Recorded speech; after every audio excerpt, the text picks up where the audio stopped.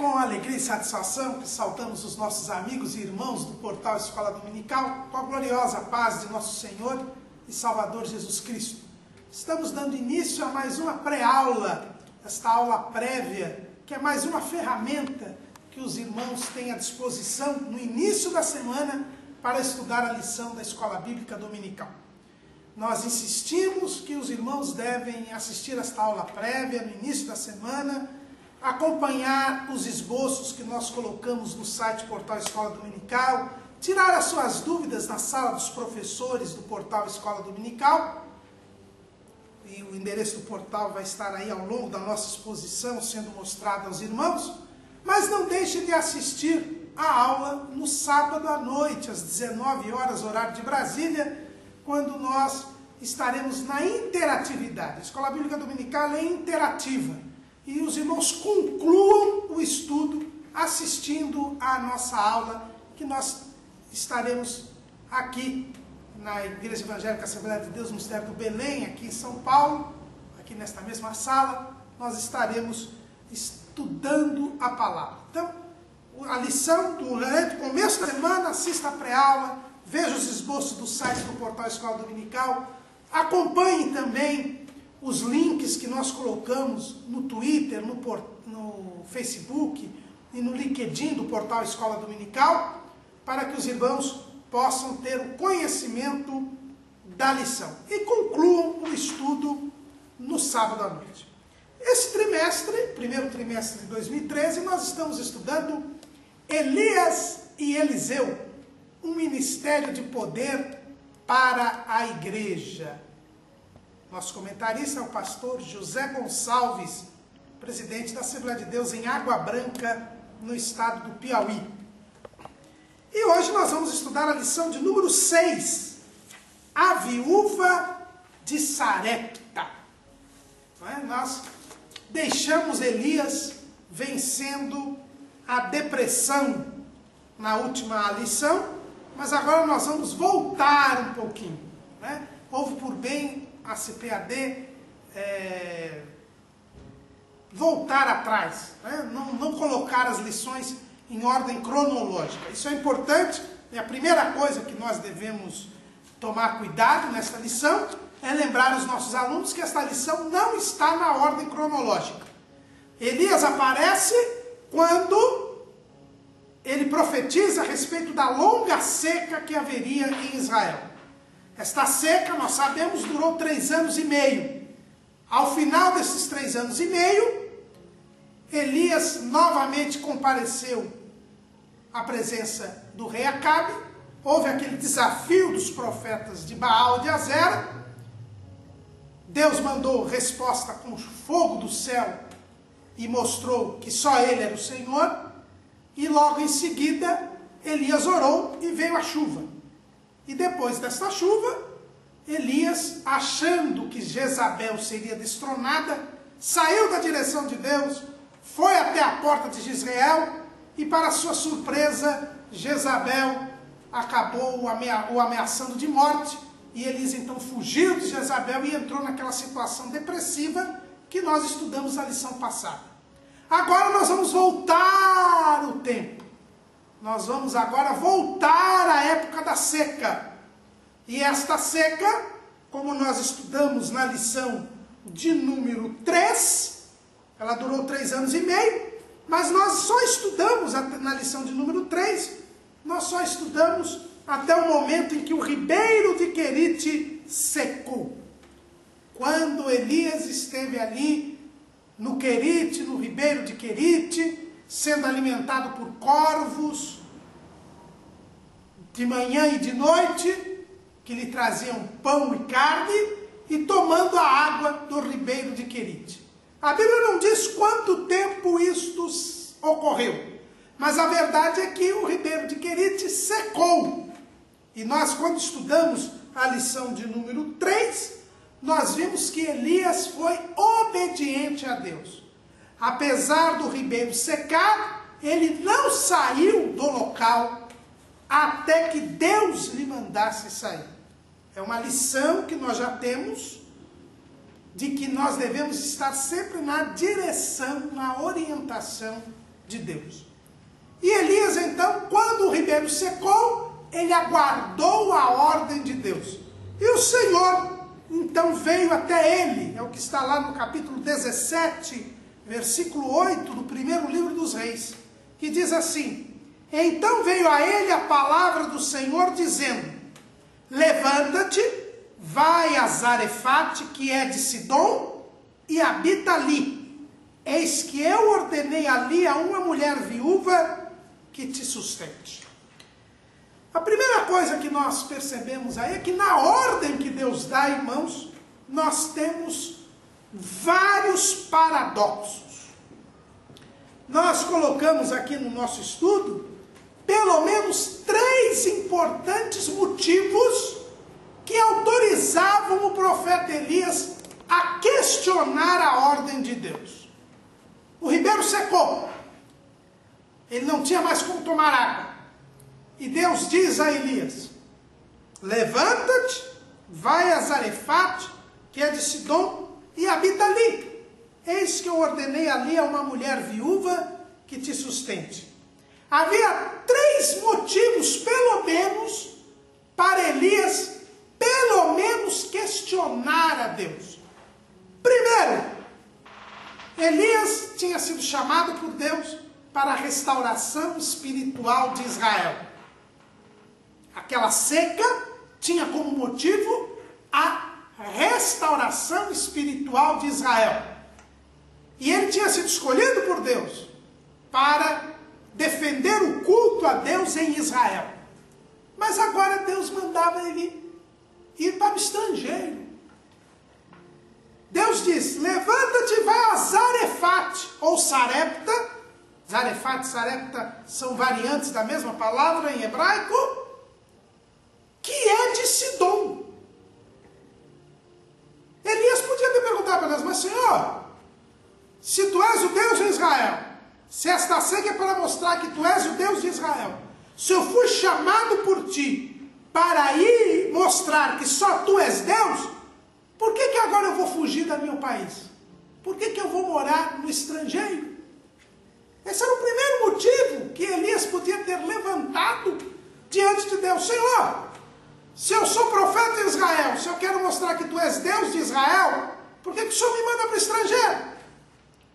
Esse era o primeiro motivo que poderia Elias questionar a Deus. Porque, afinal de contas, ele iria morar como um estrangeiro em terra estranha? Se aquela não era a terra que Deus havia dado àquele povo? Mas Elias não retrucou. Mas era um motivo que ele poderia ter levantado. Por que eu tenho que ir para o estrangeiro? Mas é pior ainda, irmãos. Porque Deus diz para ele: vai a Zarefate, que é de Sidom. Deus manda que o profeta vá para o território que era governado pelo pai de Jezabel, o reino de Sidom. Porque quando nós lemos lá em 1 Reis, capítulo 16, no versículo 31, a Bíblia nos diz que Etibaal, que era o rei de Sidom, era pai de Jezabel.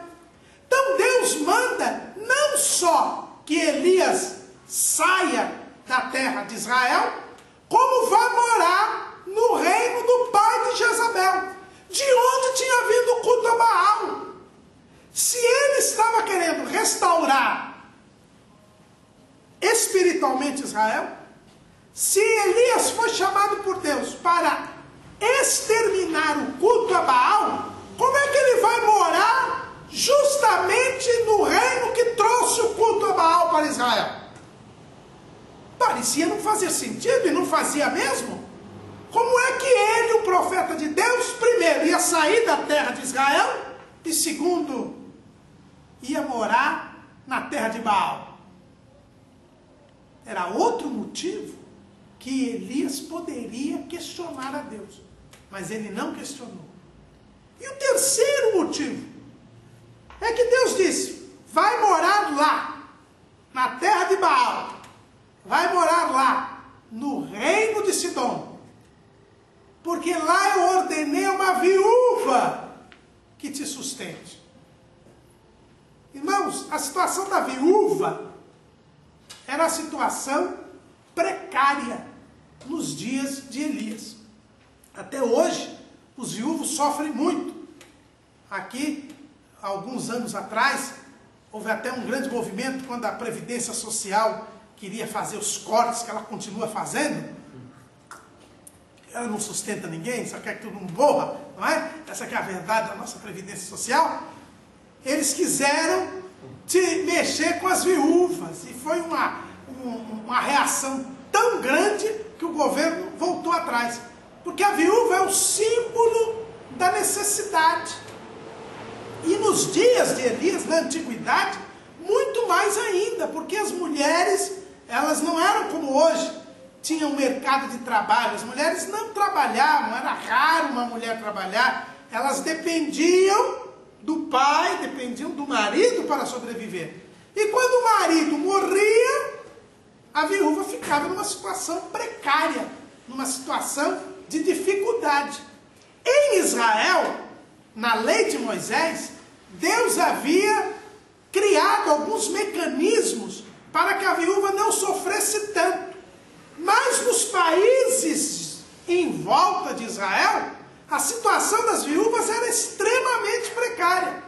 Quando Deus diz para Elias, ó Elias, você vai lá porque uma viúva vai te sustentar, ele já imaginou, mas uma viúva, Senhor, como é que uma viúva lá no reino de Sidom tem condição de me sustentar? Se normalmente as viúvas é que precisam ser sustentadas. E aqui em Israel, elas são sustentadas por causa da lei que existe aqui. Mas em Sidom, como é que elas vão ser sustentadas? Elias poderia ter discutido, falado com Deus, Senhor, assim desse jeito não dá. Mas Elias, irmãos, tendo todas estas razões para questionar a Deus, o que ele fez? A Bíblia diz, então ele se levantou e se foi a Zarefate. Elias não questionou a ordem de Deus. A ordem de Deus não fazia sentido, porque mandava um profeta sair da terra prometida.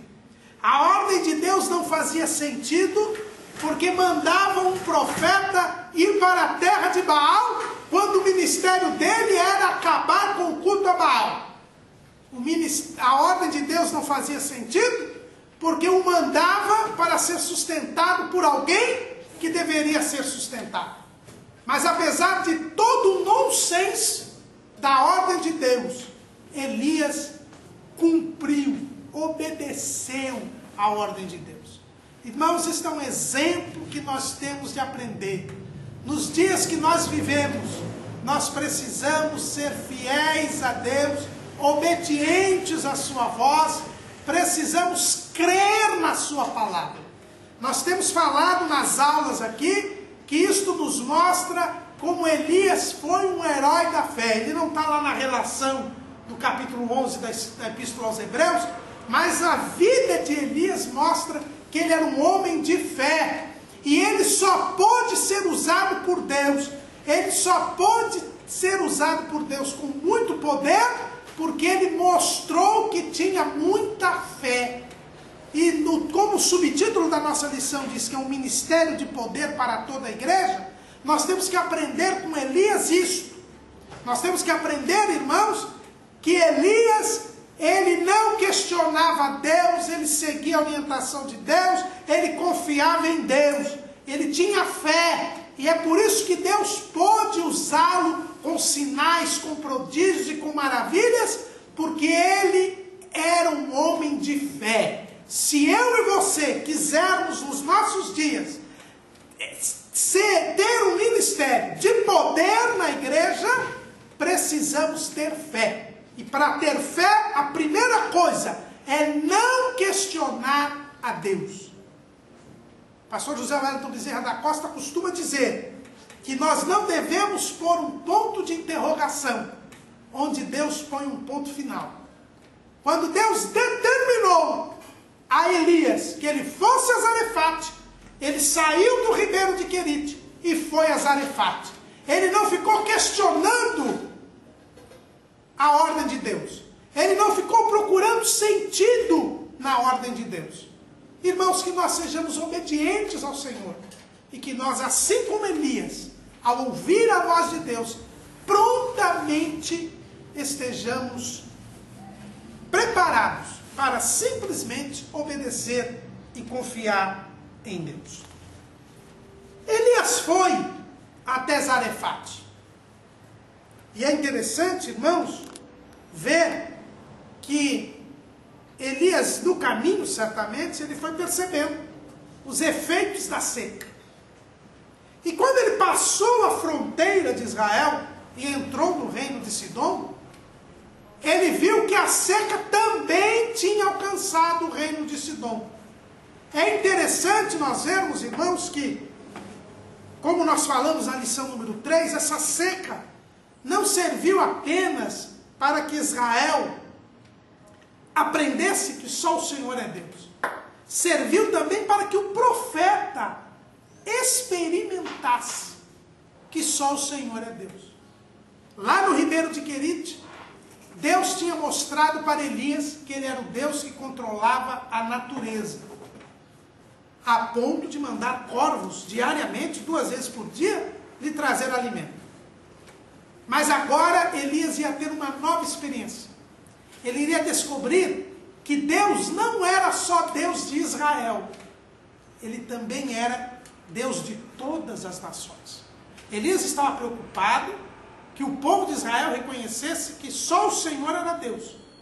Mas talvez ele pensasse que Deus era o Deus de Israel. Mas Deus queria mostrar para Elias que ele é o Deus sobre todas as nações. O único e verdadeiro Deus.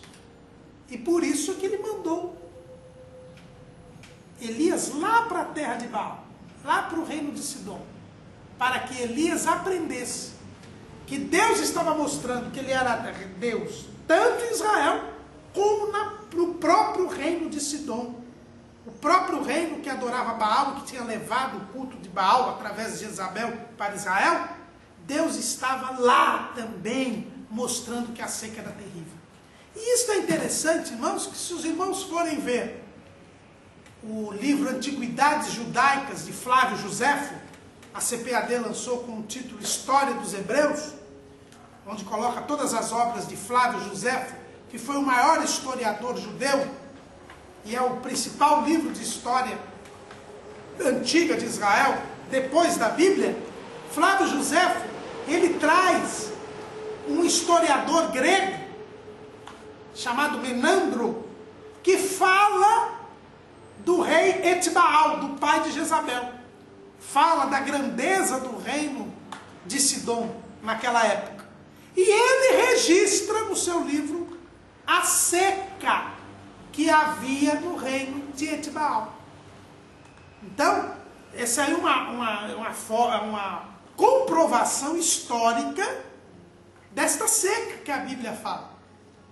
E foi falado por um historiador grego, que não tinha nada a ver com Israel, e que ele mencionou isso não contando a história de Israel, mas contando a história do rei de Sidom, contando a história de Etbaal, que era o pai de Jezabel. Diz que houve uma grande seca de 1 ano no reino de Sidom. Então, é uma prova do que nós estamos falando, é uma demonstração, não que a gente precise de prova para crer na Bíblia, mas sempre estas provas comprovam a veracidade do texto bíblico. Então, quando Elias foi indo, ele foi vendo que Deus era o Senhor de todas as nações, que a seca não tinha atingido apenas Israel, mas também estava atingindo a Fenícia, também estava atingindo o reino de Sidom. E quando Elias chega à porta da cidade, ele viu uma mulher apanhando lenha. E certamente, guiado pelo Espírito Santo, o texto bíblico é sucinto, mas certamente o Espírito de Deus que estava em Elias, disse para ele, olha, é essa mulher aí, essa é a viúva que eu te falei. E aí, quando ele olha aquela cena, uma mulher na porta da cidade, a Bíblia diz que estava apanhando lenha. Esta visão de Elias mostrou 2 coisas para o profeta.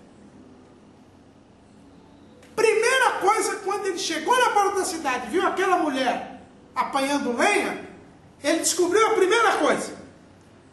Ele descobriu que na cidade não tinha mais lenha, porque ela foi obrigada a vir buscar fora da cidade, procurar lenha.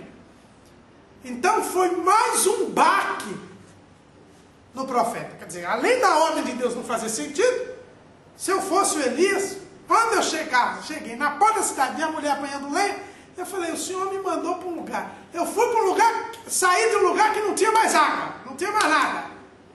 E eu cheguei no outro que não tem nada também.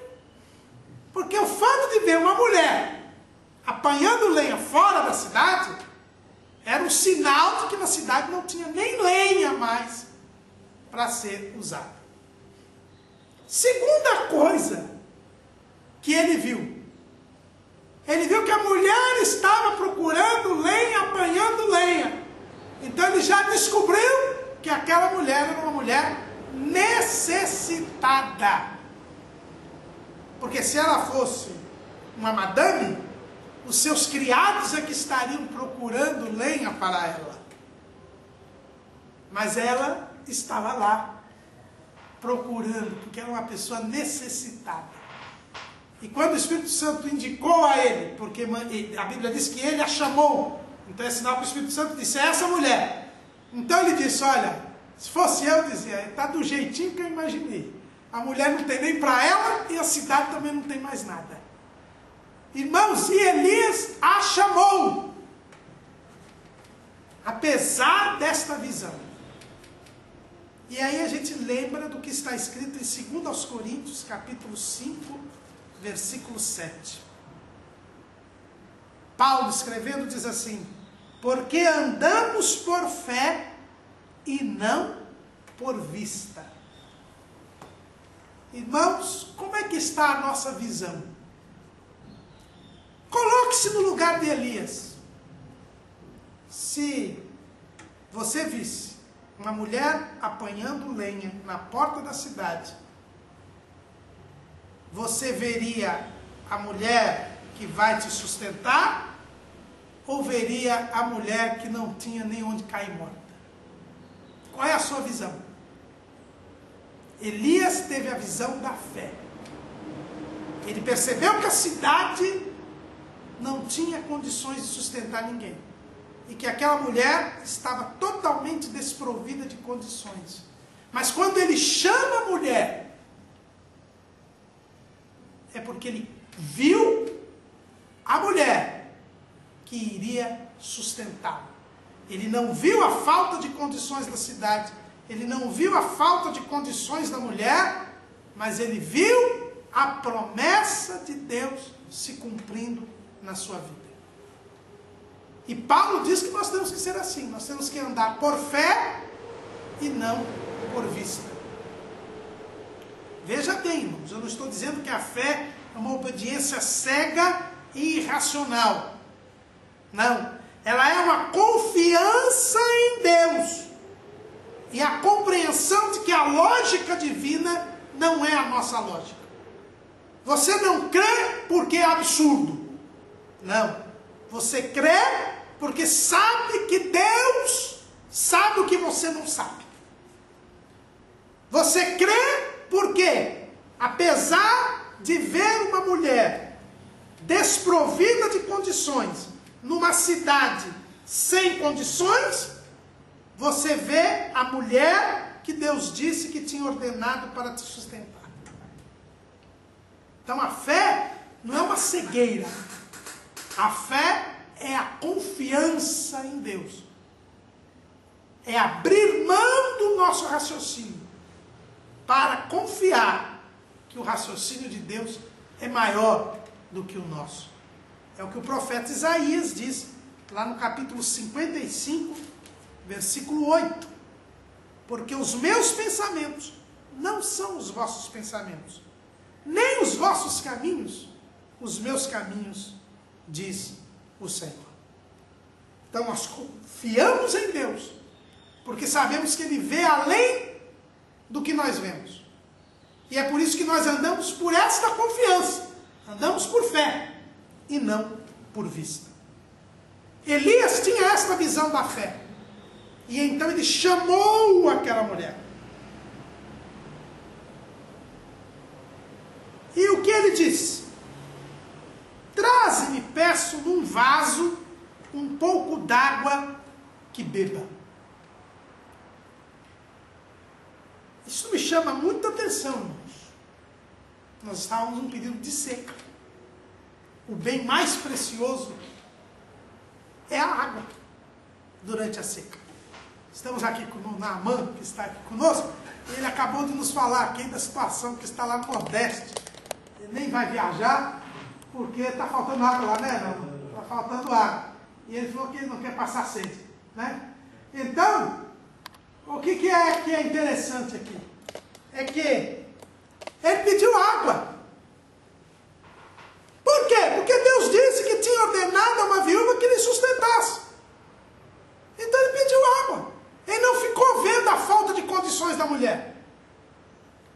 Ele pediu água. E o que eu achei interessante aqui, irmãos, é que ela pediu um pouco de água. Pediu um pouco d'água. Ele não pediu já um balde. Né? Elias era comedido, Elias era educado. Elias não era um devorador das viúvas. Ele sabia a condição daquela mulher. Ele não foi guloso. Não, ele pediu um pouco d'água num vaso.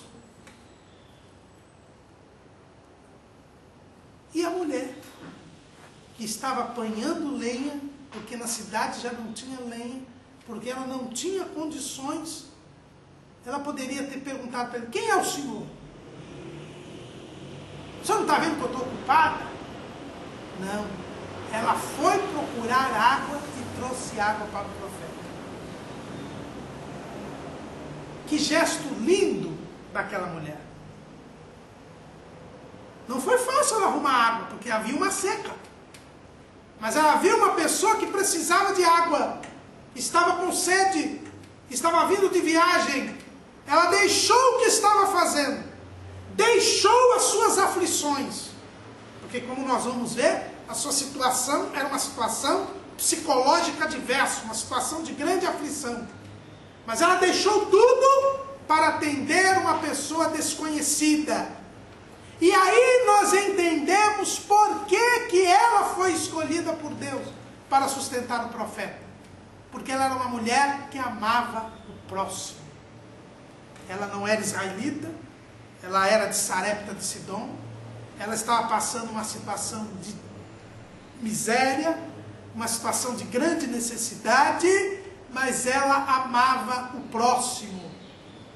E porque no meio de tanta gente de Israel, Deus foi escolher esta mulher para sustentar o profeta, porque ela amava o próximo. E aí se cumpre aquele dito que Jesus disse e que não consta em nenhum evangelho, mas foi o apóstolo Paulo quem registrou em uma de suas epístolas: mais bem-aventurada a coisa é dar do que receber. Aquela mulher tinha um coração pronto para ajudar o próximo. E é por isso que foi ela escolhida para sustentar o profeta. Como diz o nosso textuário, Jesus falando, lá em Lucas capítulo 4, versículos 25 e 26.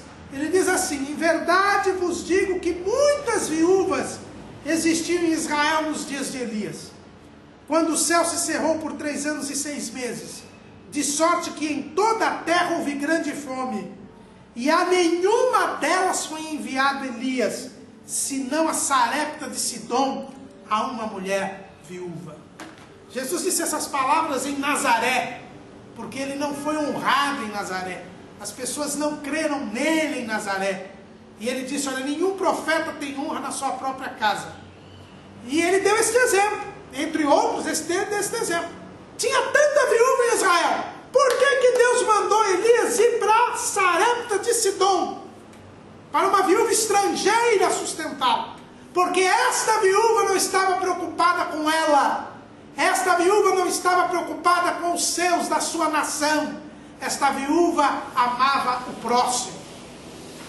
Elias chegou, e nós sabemos já que Elias não se trajava de forma agradável, era uma roupa que dava meio, né, dava meio susto, né?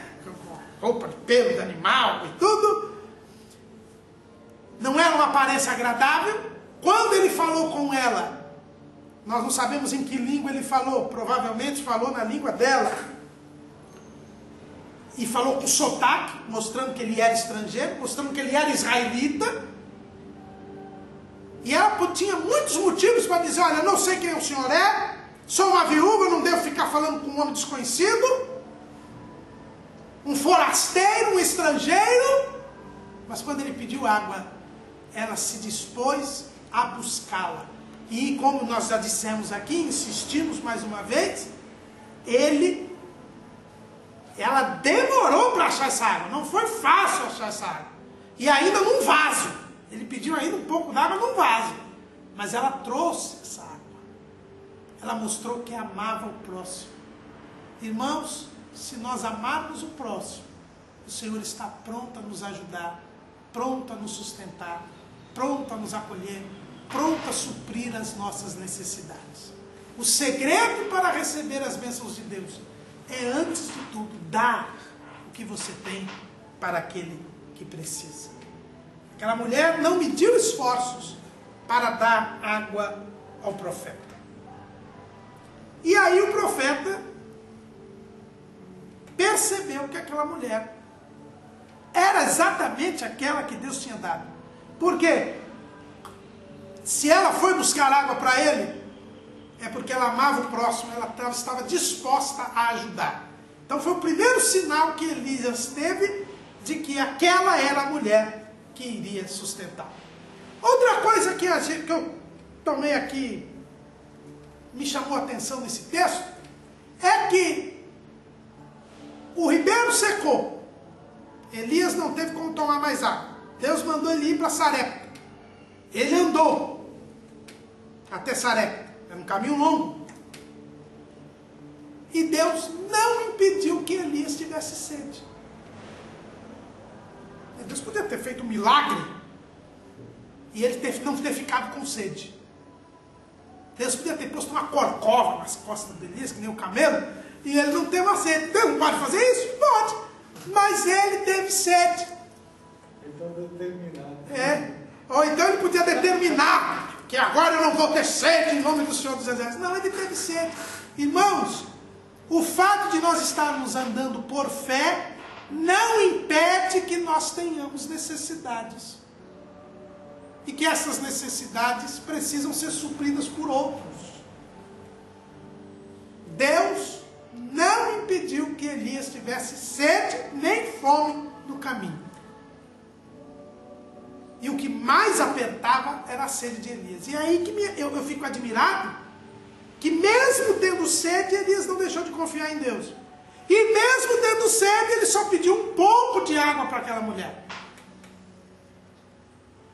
E a mulher lhe deu água. Quando ela trouxe a água, ele a chamou de novo. E agora ele falou, bom, agora eu já matei a sede, agora o negócio é matar a fome.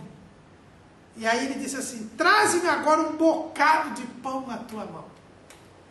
E ele falou, bom, agora eu já sei que é essa mulher que vai me sustentar.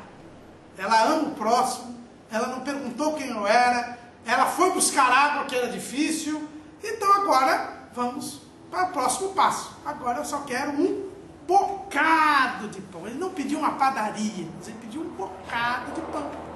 Ele pediu para ela, me traz um pãozinho aí para mim. Aí a mulher virou para ele e disse, agora, infelizmente, eu tenho uma triste notícia.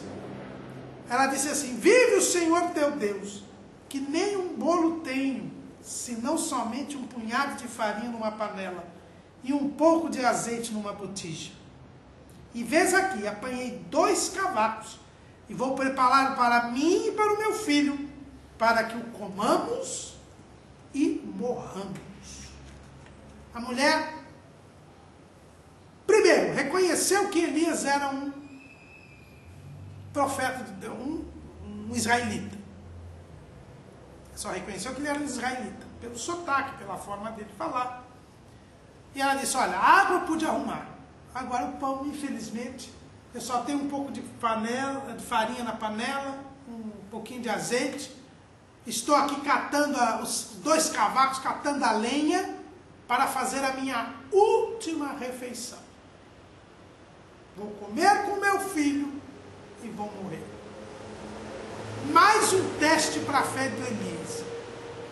O Elias descobriu, primeiro, aquela mulher, ele já sabia que ela era necessitada, mas não sabia que ela estava tão necessitada assim. Ela já falou, eu vou morrer de fome. E segundo, para piorar a situação, ele tinha um filho ainda. Tinha um filho. Ele podia ter dito, Senhor, só podia, uma viúva já sabia que era necessitada, mas não a mais necessitada de todas. E ainda com um filho, desse jeito não dá. Se fosse eu, irmãos, eu confesso, eu tinha dado as costas e ido embora. Desse jeito não dá, Senhor. Mas aquela mulher, primeira coisa que eu acho interessante aqui é que ela disse, vive o Senhor teu Deus. Né? Ela reconhecia que tudo aquilo que estava acontecendo na sua terra era por causa do Deus de Israel. Com certeza ela tinha ouvido falar que um profeta do Senhor havia dito que não ia chover e não estava chovendo. Então ela reconheceu, nessa expressão, vive o Senhor teu Deus, ela reconhecia que Deus era o causador de tudo aquilo. Portanto, ela estava crendo que Deus era maior do que Baal, que o Deus de Israel era efetivamente quem controlava a natureza. Mais um motivo porque Deus a escolheu para sustentar o profeta e, por tabela, ser sustentada.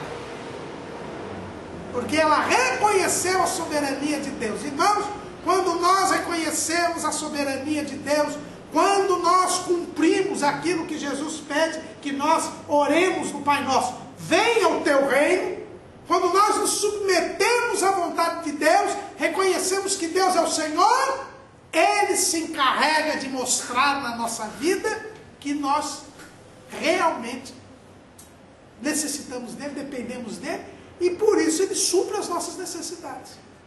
O segredo para que nós sejamos sustentados por Deus, para que nós tenhamos o necessário nesta vida, é deixar que Deus reine na nossa vida. É nos colocar nas mãos de Deus.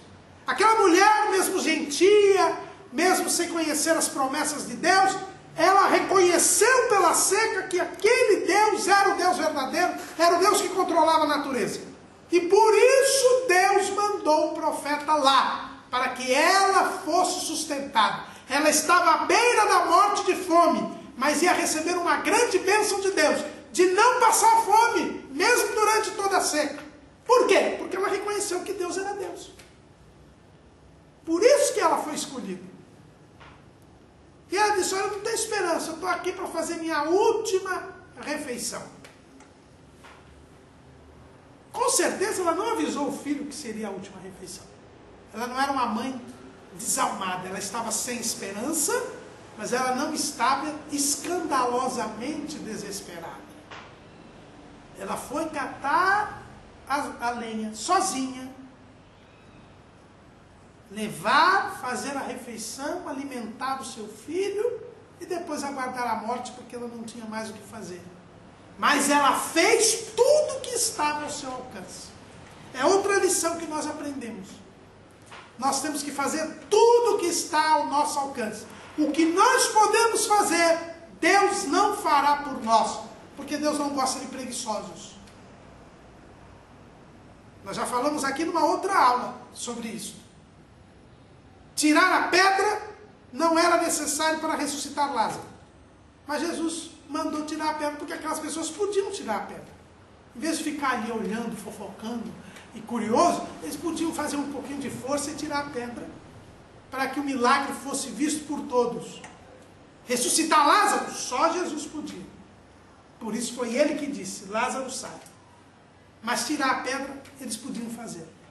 Meu irmão, minha irmã, seja como essa mulher. Mesmo na falta de esperança, perspectiva, faça tudo o que está ao seu alcance.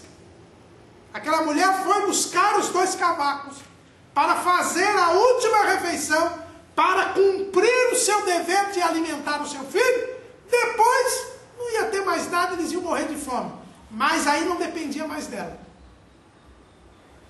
Elias aprendeu que aquela mulher, primeiro, reconhecia que Deus era Deus.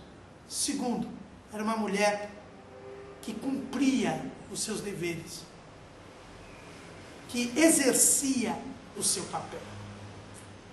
Elias, então, sondando, viu que aquela mulher tinha realmente condições de ser um instrumento de Deus para o seu sustento. Quando ele percebeu isto, viu estas qualidades da mulher, confiando em Deus como ele confiava, viu que aquela era a mulher que tinha os predicados necessários para ser um instrumento de Deus, ele então proferiu a palavra profética. Disse assim: não temas, faze conforme a tua palavra. Porém, faze disso primeiro para mim um bolo pequeno e traze-me para fora. Depois farás para ti e para teu filho. Elias, usado por Deus, traz uma outra palavra profética. Ele diz: olha, não temas, eu já vi que você ama o próximo, já vi que você reconhece que Deus é Deus, já vi que você cumpre os seus deveres. Então vai, faz o que você está falando. Pega os cavacos, vai lá, pega a panela, a farinha, o azeite. Só que, ao invés de fazer os 2 bolos, o bolo que você está querendo fazer para você e seu filho, você faz um bolo pequeno e me traz aqui. Faz para mim e me traz aqui. O que a gente nota aí em primeiro lugar? É que Elias, como eu disse para os irmãos, não era um devorador das viúvas. Ele podia ter falado: pega toda a farinha, o azeite e faz o bolo e traz para mim. Em vez de trazer para você e para o seu filho, traz para mim. Não, ele mandou fazer um bolo pequeno para ele. Não use toda a farinha nem todo o azeite. Pega um pouco e faz um bolo pequeno para mim. Nós não sabemos a idade do filho dela. Não deveria ser de uma idade avançada, porque senão estaria com ela lá catando a lenha. Então tudo indica que ele deveria ser uma criança, para não estar com ela ali. Que já mostra que ela não explorava o seu filho, como faz com muitos pedintes aí, que ficam explorando as crianças, né? Ela foi ela catar os cavacos. E ele diz: faz um bolo pequeno e traz para mim. Deixa um pouco de azeite e um pouco de farinha na panela. Mas faz primeiro. Quer dizer, você agora tem que colocar a sua fé em ação. Você reconhece que Deus é Deus, você ama o próximo, você ajuda o próximo, mas está na hora de você colocar a fé em ação. Faz um bolo pequeno e traz aqui para mim. E não temas. Irmãos, que interessante. É que Elias, como eu disse, não era um devorador das viúvas. Os fariseus eram diferentes. Jesus diz isso lá em Mateus 23 e 14. Ele diz assim: ai de vós, escribas e fariseus, hipócritas, pois que devorais as casas das viúvas, sob pretexto de prolongadas orações. Por isso sofrereis mais rigoroso juízo.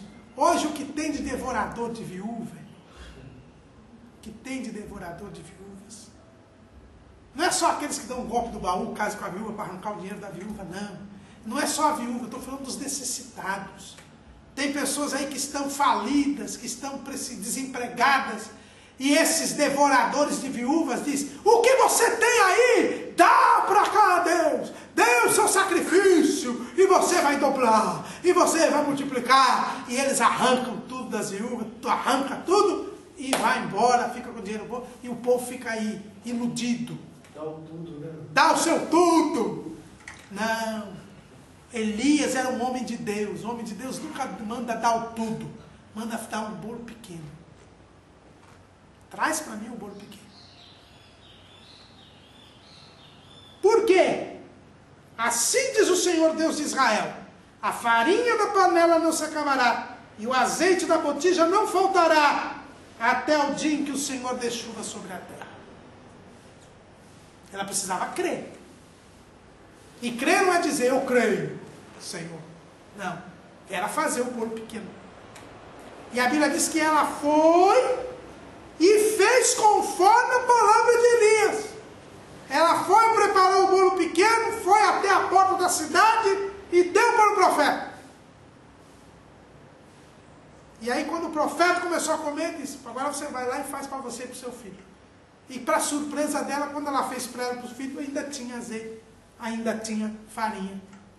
E assim ficou até o dia que houve chuva sobre a terra.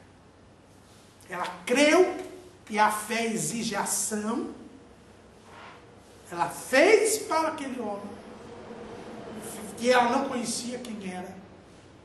E depois ela viu que o Deus de Israel era o Deus que controlava a natureza, que controlava as coisas feitas pelo homem. É interessante, irmão, que lá no Ribeiro de Querite, Elias aprendeu que Deus controlava a natureza. Os corvos traziam alimento para ele. Mas agora ele aprendeu que Deus controlava as coisas que o homem tinha feito. Porque a farinha já era um produto da cultura. Aqui existe uma diferença, os antropólogos fazem a diferença entre a natureza e a cultura. A natureza é aquilo que vem naturalmente. A cultura é aquilo que é feito pelo homem, que é trabalhado pelo homem, transformado pelo homem. O azeite e a farinha representavam aquilo que o homem havia transformado, que tinha o trabalho do homem. Mas Deus também tem controle sobre aquilo que os homens criam, sobre aquilo que os homens inventam, sobre aquilo que os homens fazem, sobre aquilo que os homens transformam. Não é porque o homem exerceu sua criatividade e a sua inteligência que Deus perde o controle sobre aquilo. Elias aprendia que Deus não era só Deus de Israel, e não era só Deus da natureza. Ele também era Deus das outras nações. Ele também era o Deus das transformações do homem, o Deus da cultura, do mundo da cultura. Outra coisa que eu aprendo aqui com Elias, é que Elias não era atrevido. Elias sabia que aquela mulher iria sustentá-lo, mas ele não foi para a casa da mulher. Ele falou, faz o bolo e traz aqui. E quando ela trouxe o bolo, deixou para ele comer, e foi lá, e fez para o filho, e para ela, e viu que havia azeite e farinha, então é que ela veio, e ele foi morar com ela. Porque Deus tinha mandado ele habitar em Sarepta de Sidom. Ele já podia ter ido, não, irmãos. Ele era um homem de bom testemunho. Porque era outra coisa, que eu até esqueci de falar antes, era outra coisa que Elias poderia ter um problema. Como é que eu, um profeta de Deus, e que a Bíblia indica que era celibatário, não tinha mulher, não tinha família, iria morar na casa de uma viúva estrangeira com um filho? Não pegava bem, né? Primeiro que o judeu, israelita já não morava junto com o gentil. E ainda uma mulher viúva com seu filho, não ia pegar bem. Mas ele fez porque estava na direção de Deus. Mas ele foi prudente. Ele esperou que a viúva o chamasse. E a Bíblia nos conta que ele morava num quarto. É isso que está assim. Num quarto que ficava na parte de cima da casa. Ele morava num lugar retirado para não dar aparência do mal. Ele não era oferecido. Não era oferecido. Ele tinha que se livrar da aparência do mal. Hoje tem muita gente que acha que é um excesso, quando o pastor vai na casa de uma irmã, que vai sempre acompanhado da sua esposa, que não entra na casa quando o marido da irmã não está presente. Acham que isso é coisa antiga. Não é não, irmãos. A Bíblia diz que nós devemos fugir da aparência do mal. Devemos dar bom testemunho diante dos homens e diante de Deus. Elias foi para a casa daquela mulher só depois que ela constatou o milagre e o chamou para ir para lá. E quando foi para lá, ficou num quarto na parte de cima. Isso está escrito lá no versículo 19 desse capítulo 17. E ele o tomou do seu regaço e o levou para cima ao quarto onde ele mesmo habitava. E o deitou na sua cama. Ele morava num lugar retirado. Eliseu também vai morar, mas aí foi a própria mulher que construiu o quarto à parte. Nós devemos tomar cuidado, irmãos, principalmente com pessoas do sexo oposto, para não dar motivo a escândalo, para que nós não demos motivo a comentários que só perturbam a obra de Deus. Elias então passou a morar com aquela viúva e com seu filho. Agora, apesar de todos os cuidados que Elias tomou, nós cremos que havia comentários na cidade.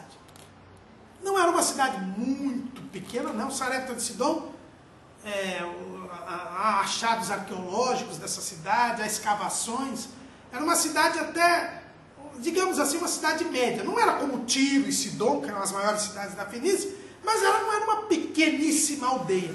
Mas não nos esqueçamos que estavam passando uma seca muito grande, que havia muito sofrimento, e que aquele homem era um homem que tinha um traje diferente, era um israelita que estava morando ali, e ali não tinha motivo nenhum para alguém vir migrante para lá.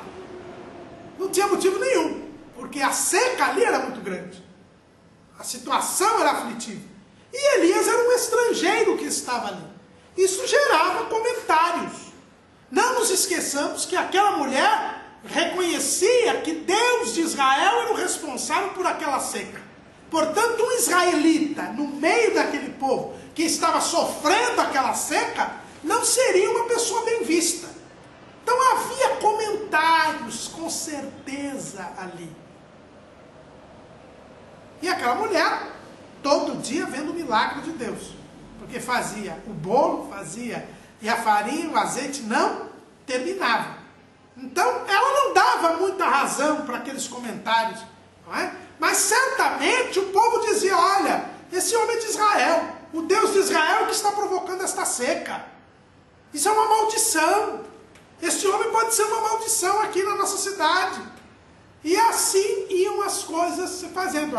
Menandro, naquele texto que Flávio Joséfo menciona, ele diz que Etibaal mandou fazer vários sacrifícios, fazer várias penitências para Baal por causa da seca. E nada tinha resultado. Então Elias não era bem visto naquele local. O próprio Elias não se sentia bem, porque como bom israelita, ele sabia que estava em terra estrangeira, ele morava com uma viúva e um filho, era uma situação ruim. Aí a coisa piorou, irmão.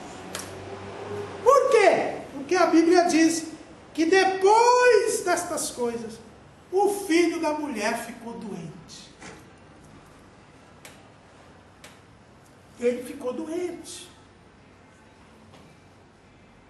E, além de ficar doente, a Bíblia diz que a doença foi se agravando cada vez mais. E eu fico pensando, assim como lá no ribeiro de Querite, a água ia secando a cada dia, e era um teste de fé para Elias, ele na casa daquela mulher, ele passou a mesma situação que nós vimos na lição número 3. Na lição número 3, Elias via a água secando cada dia e via todo dia os corvos trazendo comida para ele. Ele viu o poder de Deus, mas ao mesmo tempo ele via a água secando a cada dia. Na casa da viúva foi a mesma coisa. Ele via todo dia Deus multiplicando a farinha e o azeite. Mas todo dia ele via o menino ficando mais doente. São situações que testam a nossa fé. Assim como Elias, nós também vemos cada dia o poder de Deus nas nossas vidas. Cura, batismo com o Espírito Santo, milagres, alegria do Espírito, direção de Deus, alegria da salvação.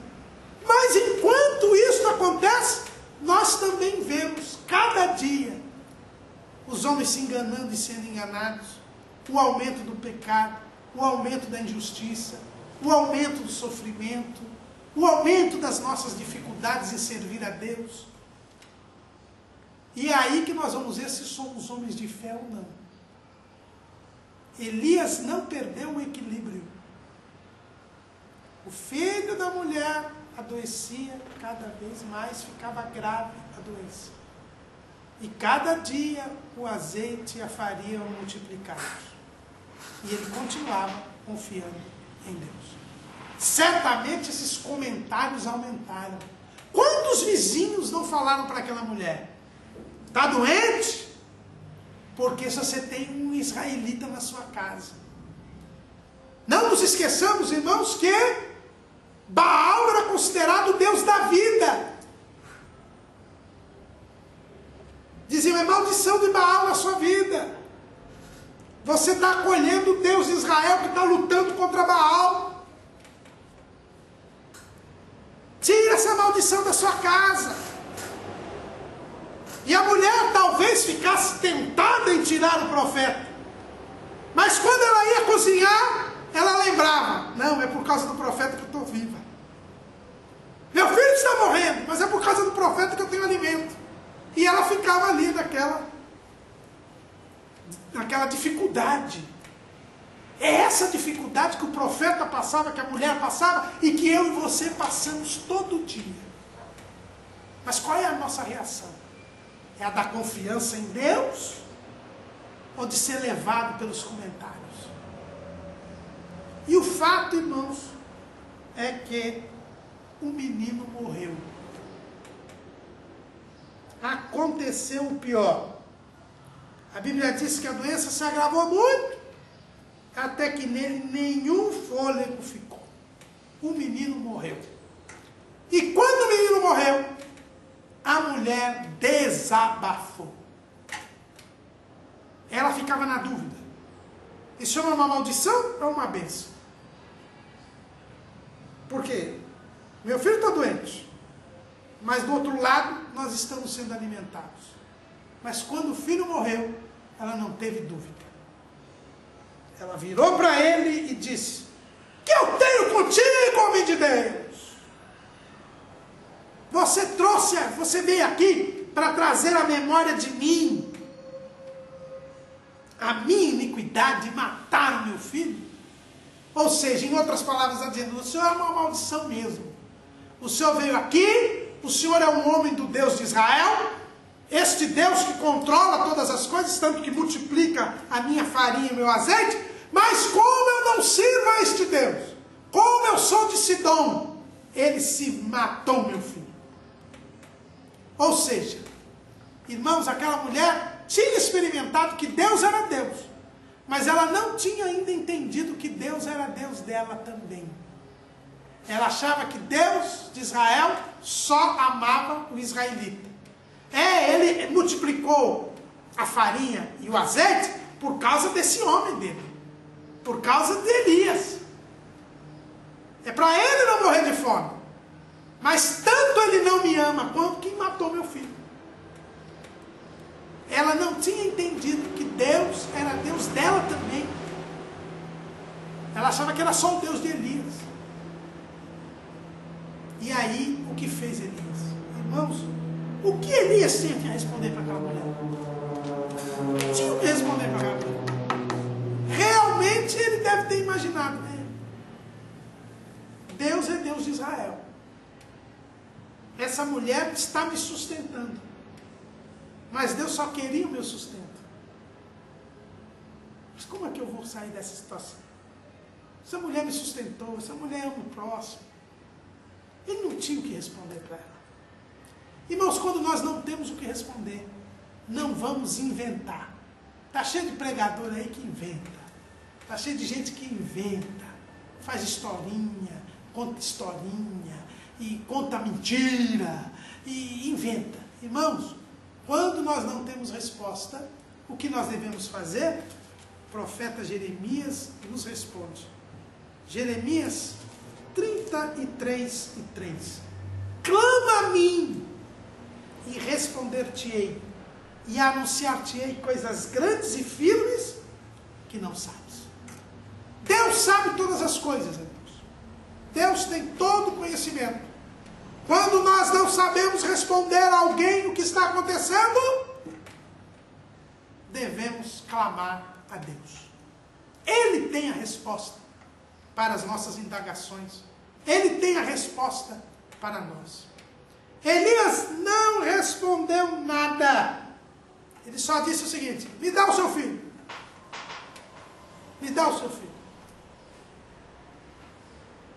E aquela mulher, apesar de ter desabafado, apesar de ter concluído que os comentários eram verdadeiros, ela ainda tinha um restinho de esperança. Ela podia ter dito: eu não vou dar meu filho coisa nenhuma para o senhor. Saia da minha casa. Não. Ela ainda creu. Uma fezinha pequenininha. Mas ela creu no homem de Deus. E entregou o seu filho para o homem de Deus. E ele pegou nos seus braços o menino. Foi para o quarto onde ele morava, na parte de cima. Fechou a porta. Deitou na cama. Certamente fechou a porta. E fez aquilo que Jesus manda a gente fazer. Ele manda que nós entremos no nosso aposento, fechemos a porta e oremos ao Senhor em segredo, em oculto. Tenhamos intimidade com Deus.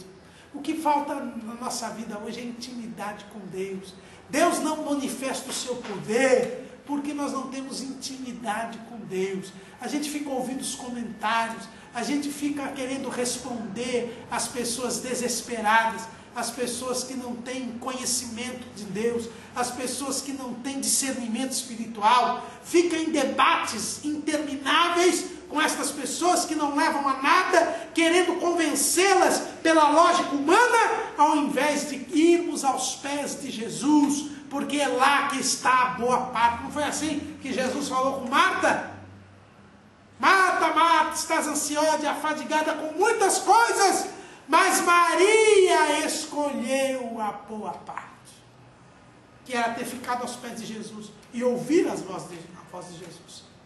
Elias foi diante de Deus e clamou. A Bíblia diz: ó Senhor meu Deus, também até a esta viúva com quem eu moro afligiste, matando-lhe seu filho. E ele foi, mediu o menino 3 vezes. Não é? É interessante, irmãos, a gente lê o texto e fala: o menino ressuscitou. É o primeiro milagre de ressurreição que tem na Bíblia. Elias não tinha nenhum exemplo de ressurreição para seguir. Ele não tinha nenhum caso de ressurreição para se basear, para pedir para Deus para o menino ressuscitar. Só que ele disse: olha, Deus é o Deus de Israel, mas é também Deus de Sidom. Ele me mandou para cá. Ele tem sustentado essa viúva, a mim, mas essa viúva também. Ele me trouxe para cá, ele tem me provado que ele é o Deus que controla todas as nações. Ele é o único Deus. Baal não é Deus da vida. Então esse menino morreu, o fôlego foi tirado, mas eu sei que a Bíblia diz que quando Deus criou o primeiro homem, foi Deus quem soprou nas narinas daquele homem e deu o fôlego de vida. Deus é o dono da vida. Deus é o Senhor da vida. Não é Baal. Eu não vou aqui informar que, porque a mulher achava que Deus tinha matado o seu filho. Mas Elias disse, não, vão achar que foi Baal que matou. E Elias então mediu 300 minutos, foi em cima do menino e soprou no menino.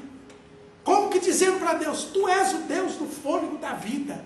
Tu podes dar o fôlego da vida a este menino, a este filho desta viúva que tem me sustentado. Por que o Senhor está afligindo esta mulher?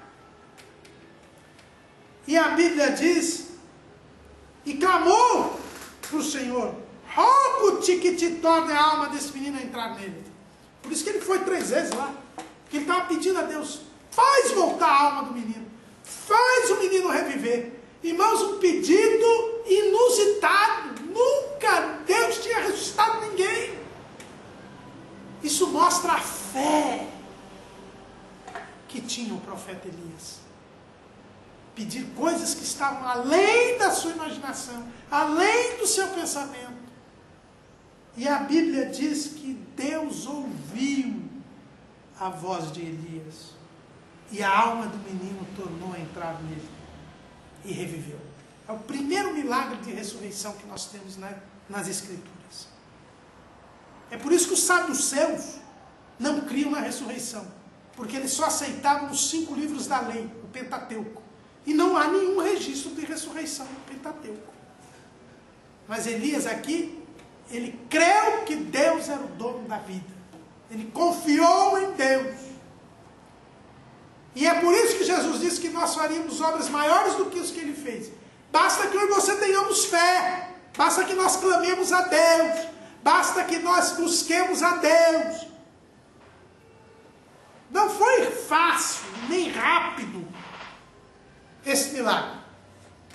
Mas o fato é que Elias trancou-se no quarto, orou ao Senhor, clamou ao Senhor, pediu algo inimaginável a Deus e Deus ouviu. E o mesmo Deus de Elias é o nosso Deus e Ele pode ouvir o seu clamor. Clame a mim e responder-te-ei e te anunciarei coisas grandes e firmes que não sabes. E quando o menino reviveu, o que fez Elias? Pegou o menino, foi na praça central da cidade e começou a dizer: vem aqui, esse é o Deus de Israel! Este é o Deus de Israel! Pôs um programa na televisão, não foi assim? Não, não foi. Não foi assim. Ele chamou a mulher e entregou o menino para a mulher. Porque ele tinha tirado o menino, pedido o menino para a mulher. E entregou para a mulher. Não fez propaganda, não fez auê, não montou cidade, não fez uma igreja megatemplo, não começou a cobrar das pessoas, não. Ele sabia que Deus é quem fez a obra, que o nome do Senhor foi glorificado. Elias, irmãos, é um exemplo de humildade. Ele nunca quis aparecer, ele sempre deixou que Deus aparecesse. E quando a mulher recebeu um menino vivo, ela tem uma expressão que me causa intriga sempre. Nisto conheço agora que tu és homem de Deus, e que a palavra do Senhor na tua boca é verdade. Irmãos, depois de tanto tempo ver milagres de multiplicação de azeite de putir, de azeite de farinha, agora que ela vai dizer que ele era profeta de Deus. Agora eu sei que tu és um profeta de Deus. Igual Jesus, né? É. Depois que ressuscitou. Só depois que ressuscitou, é. Agora! Mas você pode dizer que mulher incrédula, né? Não, irmãos. Ela reconheceu que ele era um instrumento de bênção. Ela conhecia que ele era um homem de Deus. Porque quando ela desabafou, ela disse que ele era um homem de Deus. Só que ela achava que o Deus de Elias era o Deus só de Israel. Era um Deus que amaldiçoava. Agora não, agora ela diz, agora eu reconheço que tu és um homem de Deus e que o teu Deus abençoa. É o Deus de todas as nações. É o único e verdadeiro Deus. E que o teu Deus é a verdade. Aquilo que o Senhor fala é a verdade, porque Ele é o único e verdadeiro Deus. Aquela mulher reconheceu que Deus a amava, aquela mulher se converteu. É isso que está dizendo aqui. E você é convertido? Você reconhece que o que Deus fala é verdade? Que a palavra dele é a verdade? Que ele é o único e verdadeiro Deus? Ou você só quer os benefícios de Deus e não reconhece isso? Aquela mulher precisou que seu filho morresse para que ela se convertesse, porque Deus queria dar para ela a maior bênção do que o sustento. Ele queria dar a salvação para aquela mulher. Então tudo que acontece, irmãos, acontece para o nosso bem. Aquela doença daquele menino, a morte daquele menino, serviu, primeiro, para que a mulher se convertesse. Segundo, para que Elias se preparasse. Ele precisava completar a sua experiência com Deus, sabendo que Deus era o Deus da vida. Agora ele podia se apresentar para Acabe e acabar com a seca. Porque ele sabia que Deus tinha controle sobre a natureza, que Deus tinha controle sobre Israel, que Deus tinha controle sobre todas as nações, que Deus tinha controle sobre o mundo da cultura e que Deus tinha controle sobre a vida. Agora ele sabia, ele tinha experimentado que não há outro Deus como o Deus de Israel, que ele era o único e verdadeiro Deus. Agora ele estava preparado para se comparecer diante de Acabe e mostrar para o povo que só o Senhor era Deus, porque ele havia vivido que só o Senhor era Deus. E para nós terminarmos esta aula, lembrar que quando Elias foi para o quarto, ele clamou a Deus, ele pediu a Deus, ele se humilhou a Deus. Ele não decretou, ele não determinou, ele não mandou em Deus. Ele nem colocou Deus na parede. Nem colocou Deus contra a parede. Ele se humilhou diante de Deus. Ter fé é confiar em Deus, não mandar em Deus. É saber o seu lugar e saber que Deus é o Senhor. Elias tinha sido provado e aprovado nesta escola. E por isso poderia mostrar para o povo que só o Senhor era Deus.